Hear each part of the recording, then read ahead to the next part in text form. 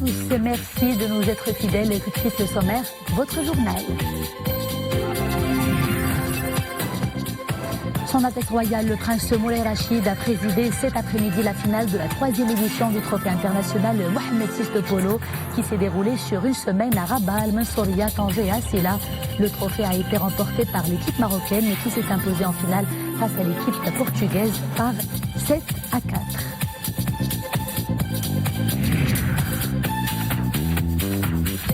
Son Altesse Royale, la princesse Lalla Hasna, a présidé hier à Fès la cérémonie d'ouverture de la 25e édition du Festival de Fès des musiques sacrées du monde, organisée sous le haut patronage de Sa Majesté le Roi Mohamed VI. Cette grande manifestation culturelle est axée cette année autour de la thématique Fès à la confluence des cultures. Pour des plages propres avec des eaux propices à la baignade, des opérations de contrôle s'intensifient sur le terrain. Les acteurs concernés scrutent la qualité du sable et des eaux et les soumettent à plusieurs analyses. Micropolluants, métaux lourds, tout passe au crible. Nous suivrons un reportage à Rabat. Son Altesse Royale, le Prince Moulay Rachid, a présidé dans l'après-midi la finale de la 3e édition du Trophée international Mohamed VI de polo qui s'est déroulée sur une semaine à Rabat, Al-Mansouriya, Tanger et Assila. Le trophée a été remporté par l'équipe marocaine qui s'est imposée en finale face à l'équipe du Portugal par 7-4. Organisé par la Garde royale sous le haut patronage de Sa Majesté le Roi Mohamed VI, chef suprême et chef d'état-major général des forces armées royales.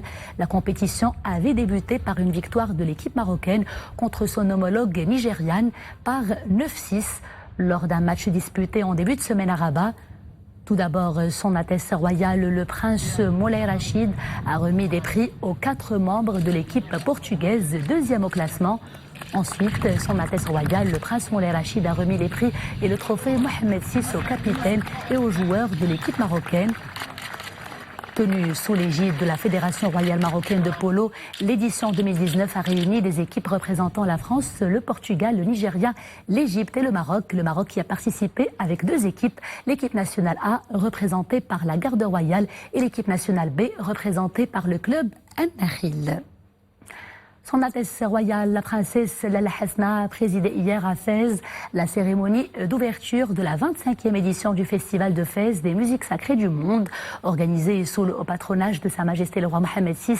Cette grande manifestation culturelle est axée cette année autour de la thématique Fès à la confluence des cultures. Abdrahim Filloul, Ahmed Ben Chéri et Mohamed Elchkar. C'est la place historique Bab el-Makina qui abrite les temps forts de ce festival. La configuration particulière de ce site de Bab el-Makina permet d'exploiter la technique du mapping et de la mise en scène. Au-delà des remparts gigantesques, chaque séquence musicale est ainsi portée par des images féeriques.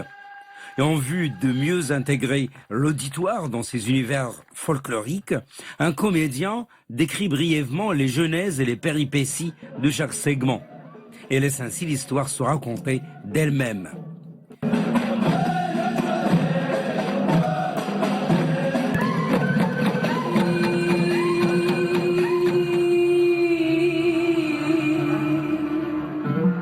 Président cette cérémonie d'ouverture du 25e Festival de Fès des musiques sacrées du monde, son Altesse Royale, la princesse Lalla Hasna, a suivi depuis la tribune officielle le concert inaugural, une création originale intitulée Fès, Mémoire du futur. Une création qui reflète la dimension sacrée et spirituelle de la Médina de Fès, tout en valorisant les traditions authentiques du Maroc et de ses liens avec plusieurs pays du monde. De nombreux artistes marocains portant l'héritage arabe, andalou, amazigh et juif ont mis en valeur la diversité culturelle qu'incarne l'enchevêtrement des ruelles de la Médina, représentation symbolique d'une géographie de l'esprit et du voyage. Les concepteurs de cette œuvre ont voulu mettre en lumière le rayonnement de la cité qui est au cours du temps nourrie et représentée par des pèlerins et illustres voyageurs nomades. Sur leurs traces, la création a visité les confréries soufis du Sénégal, ainsi que la ville sainte d'Al-Quds. Et des artistes persans, arméniens, tunisiens, palestiniens ou encore du sultanat d'Oman ont illustré le rayonnement d'une culture islamique et savante dont Fès fut l'un des principaux berceaux, notamment à travers la notoriété de son université Al-Qarawiyyin. Cette nouvelle scénographie a fait pénétrer l'assistance au cœur des ruelles d'une Médina dont la mémoire peut être la source d'un futur créatif, spirituel et épanoui.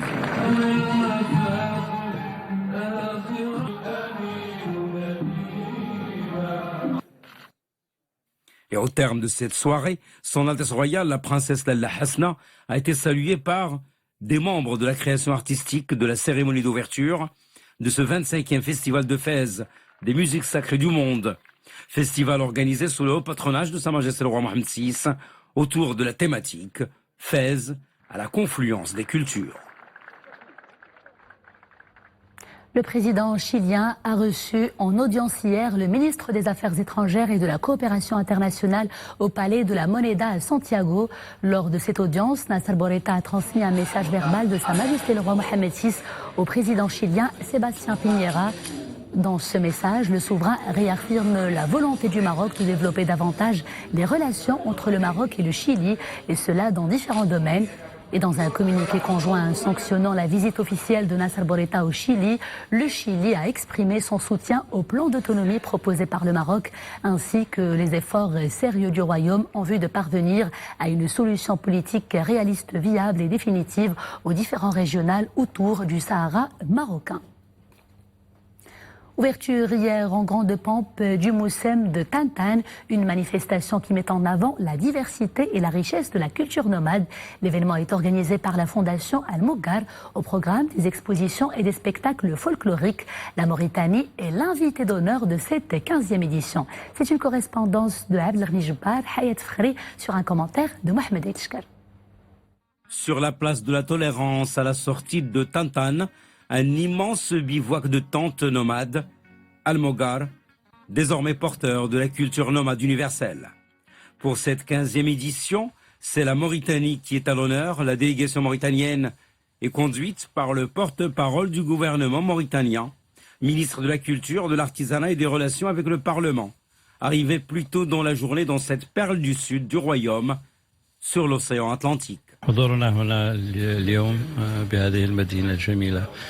Notre présence dans cette belle cité en tant qu'invité d'honneur du festival de Tantan est un honneur pour la République islamique de Mauritanie, une grande considération pour les relations historiques qui lient le royaume du Maroc frère à notre pays. Je saisis cette occasion pour exprimer nos remerciements au nom de son Excellence le Président de la République à Sa Majesté le roi Mohammed VI. Avant de se rendre place de la Tolérance, où s'exposent l'artisanat et les traditions du mode de vie nomade, la délégation mauritanienne a visité le port de Tantan. À elle seule, cette infrastructure reflète les atouts et potentialités économiques de la région. Débarquement des prises de l'activité de pêche, industrie, valorisation des produits de la pêche, et puis tout au long du littoral, tourisme balnéaire, loisirs, sport et randonnée à dos de dromadaire. On ouvre à présent la page monde de ce journal avec d'abord ces nouvelles violences qui ont secoué ce samedi la capitale somalienne Mogadiscio. Bilan provisoire, 8 morts et 16 blessés. Il s'agit de l'explosion d'un véhicule piégé. L'explosion a eu lieu au niveau d'un checkpoint non loin du Parlement. Une autre attaque a eu lieu sur la route menant vers l'aéroport. Les deux explosions ont été revendiquées par le groupe terroriste des Chebeb. Et justement, quelques heures plus tôt, une autre explosion a eu lieu aux frontières entre la Somalie et le Kenya. Elle a coûté la vie à 8 policiers kenyans. Un véhicule de police a été touché par un engin explosif improvisé. Le pétrolier japonais, visé par une attaque dans la région du Golfe, se dirige désormais vers un port des Émirats arabes unis. Avant-hier, il a été la cible de plusieurs tirs en mer d'Oman, tout comme un autre pétrolier chypriote d'origine norvégienne. Ces deux attaques ont ravivé les tensions entre Washington et Téhéran. Les deux pays s'accusent mutuellement de vouloir perturber la région et impacter les cours mondiaux du pétrole. Ebola en RDC, l'OMS assure qu'il n'y a pas d'urgence sanitaire, même si le virus s'est étendu à l'Ouganda voisine. Pendant une réunion extraordinaire tenue hier soir à Genève, l'Organisation mondiale de la santé a souligné que le risque de propagation internationale reste faible. L'organisation estime en revanche que les moyens financiers jusqu'ici déployés sont insuffisants pour l'éradication effective de la maladie.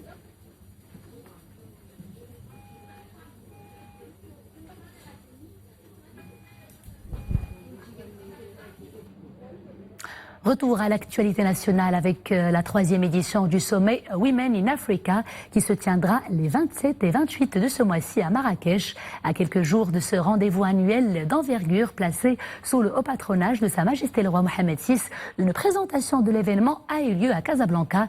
Il a été notamment question d'annoncer la thématique choisie cette année. Elle porte sur l'engagement des femmes africaines pour le développement de leurs pays respectifs. Leila Aslim, Ahmed Laroui et Sarah Katir.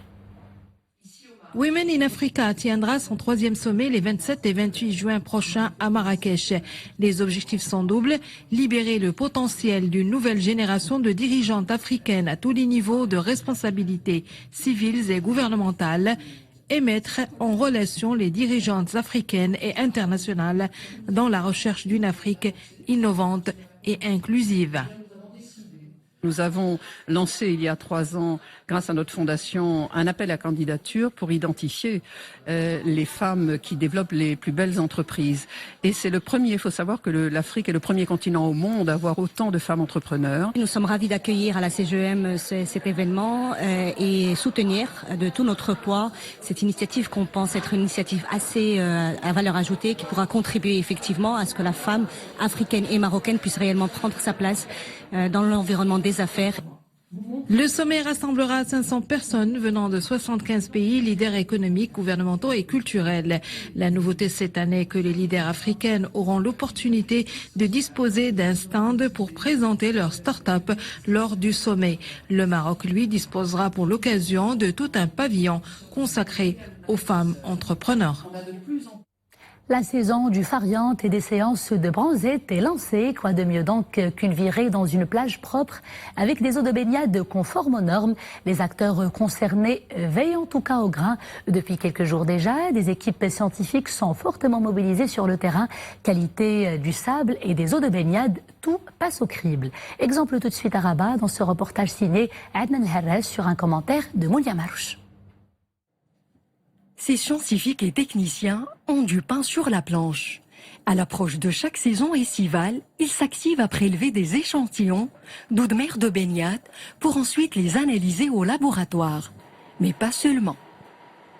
On a intégré cette année la surveillance du sable en donnant plus d'importance à la caractérisation des déchets trouvant sur le littoral et aussi la surveillance de la pollution véhiculée vers la Méditerranée et Atlantique. Concernant le contrôle, ça concerne donc les différents domaines de la pollution, que ce soit les rejets liquides, les rejets gazeux, et on le fait donc pour accompagner nos inspecteurs de l'environnement. L'évaluation de la qualité des eaux de baignade porte sur des paramètres microbiologiques selon les normes marocaines en vigueur. Pour remplir sa mission, le laboratoire dispose de moyens performants.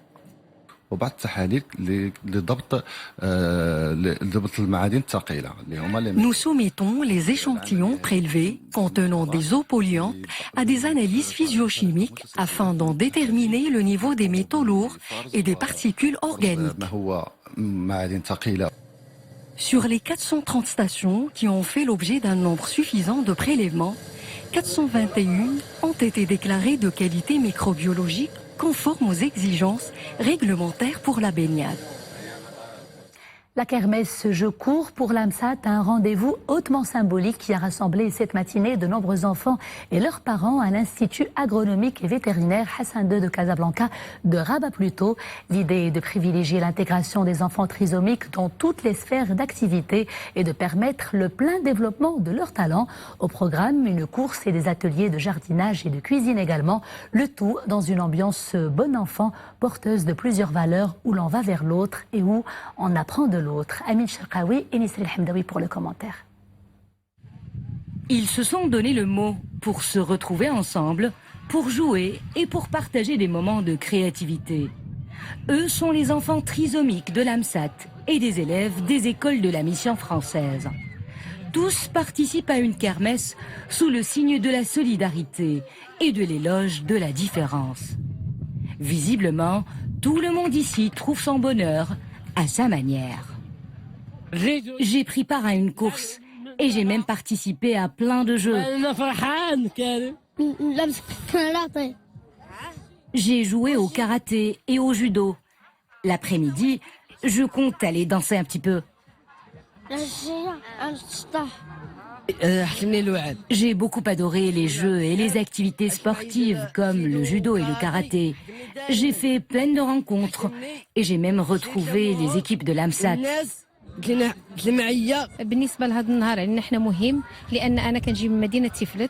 C'est un grand jour pour nous, parents. Je viens de Tifelt, une ville où nous ne disposons pas d'assez d'espace où nos enfants peuvent rencontrer des enfants ordinaires pour jouer ensemble et pour échanger. Ici, nos enfants s'amusent sans la moindre discrimination. Mon fils s'est bien défoulé. L'ambiance est très conviviale ici.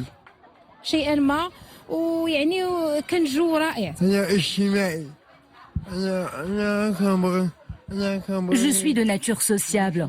J'aime aller vers les gens. Il est hors de question pour moi que je m'isole. Voilà pourquoi j'ai répondu présent à ce rendez-vous. Cette kermesse est très attendue par les enfants.